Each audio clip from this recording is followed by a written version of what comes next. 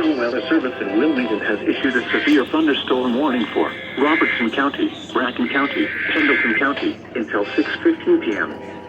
At 5:27 p.m., severe thunderstorms were located from near Neville to Falmouth to near Williamstown, moving south at 20 miles an hour. Hazard, 60 miles an hour wind gusts. Source, radar indicated. Impact, expect damage to trees and power lines. Locations impacted include Falmouth, Brooksville, Butler, Neville, Morgan, Moscow, Mount Auburn, Browning Corner, Willow Grove, Bradford, Stonewall, Powersville, Peach Grove, Ivor, Johnsville, Hicksville, Guilford, Wolcott, Eve, and Milford. Moscow, Mount Auburn, Browning Corner, Willow Grove, Bradford, Stonewall, Powersville, Peach Grove, Ivor, Johnsville, Hicksville, Guilford,